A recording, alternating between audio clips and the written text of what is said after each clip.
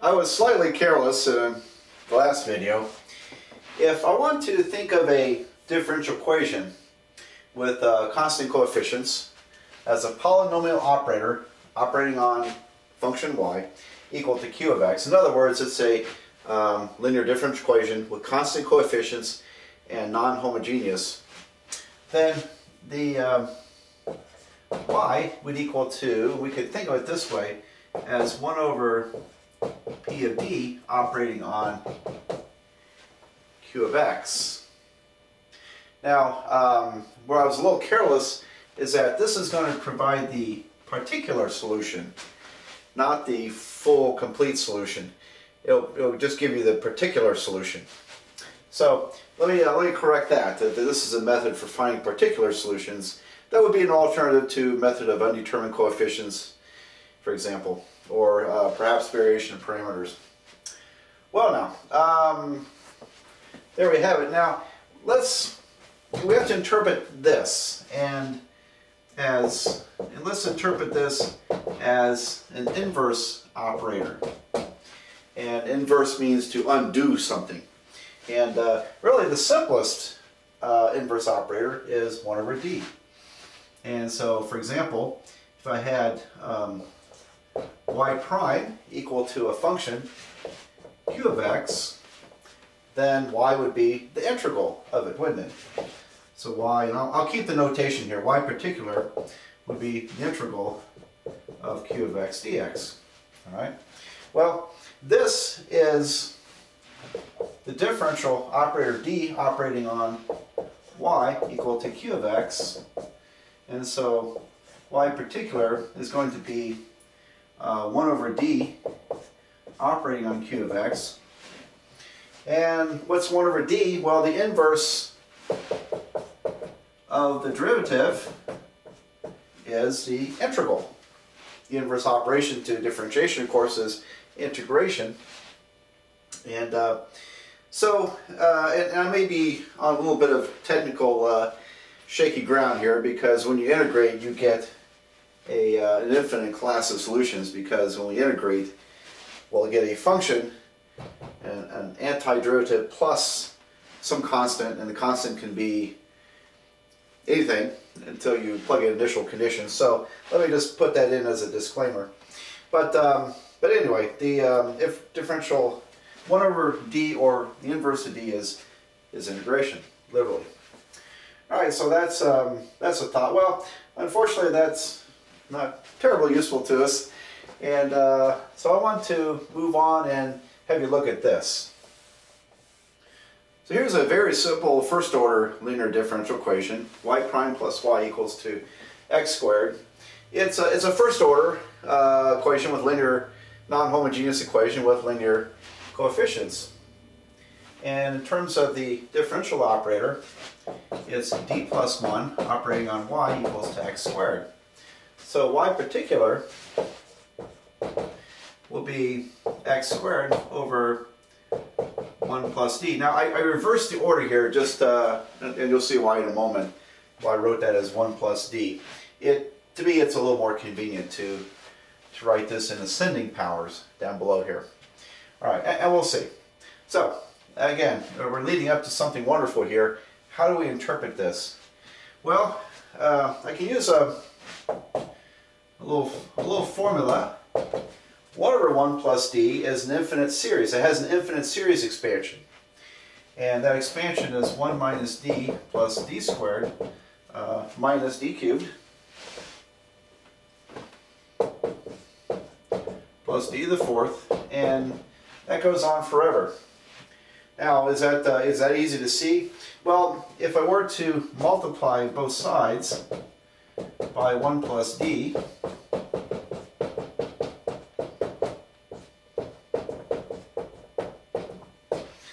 then we'll get 1 multiplying everything. That's 1 minus d plus d squared minus d cubed plus d to the fourth, dot, dot, dot, plus d times everything. So I have d minus d squared, and then plus d cubed minus d to the fourth, and so on. And in fact, everything cancels, and I get 1. And now that's the infinite series expansion of 1 over 1 plus d. Now, when you study this in calculus, you worry about intervals, convergence, and things of that nature. For example, if d was just a number, forget the derivative concept for a moment. If d was just a number, this expansion is only going to work when d falls between -1 and 1. And so there's an interval of convergence there for which it only works.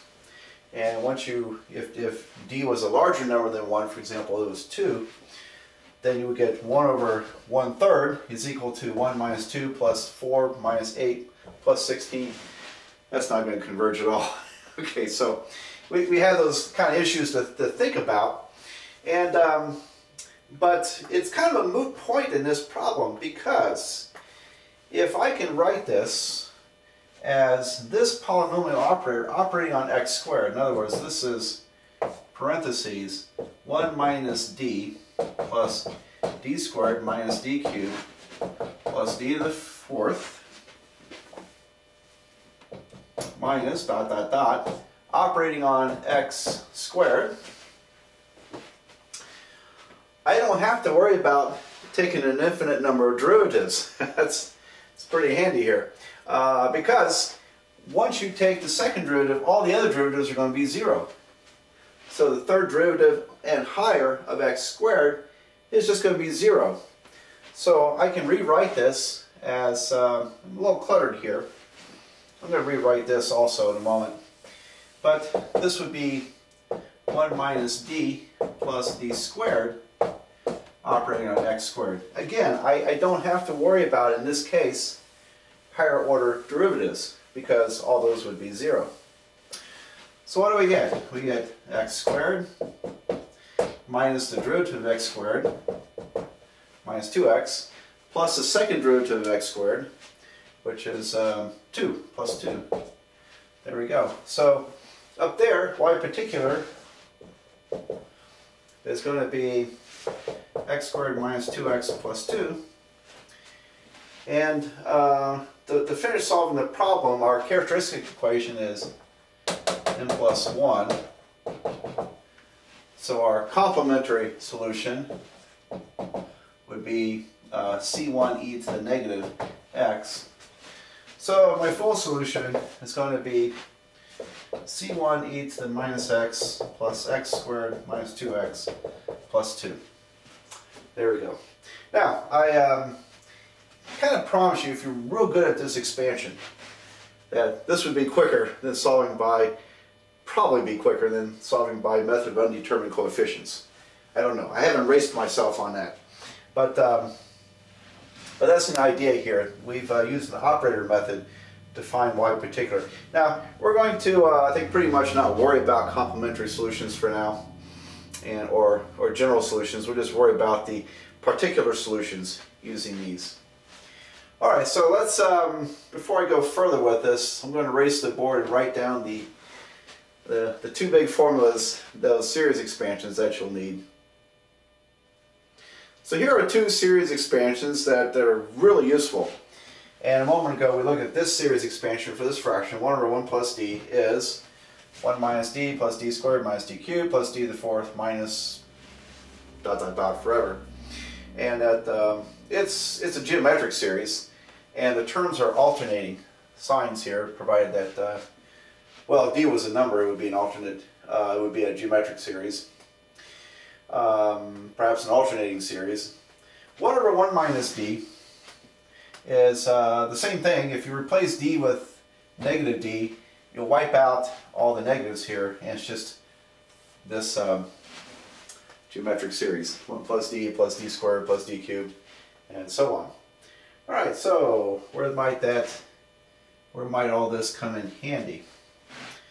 What if we had 1 over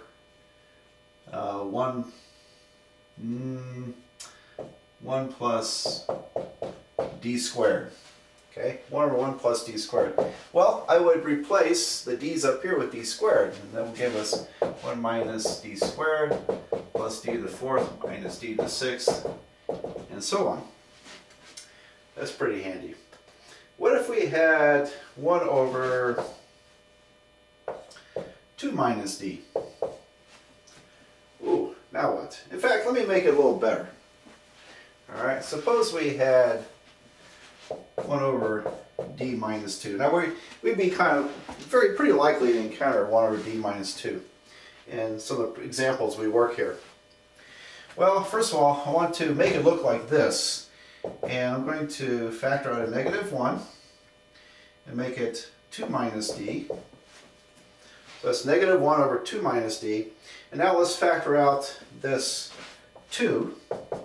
So it's -1/2 parentheses 1 over 1 minus d over 2.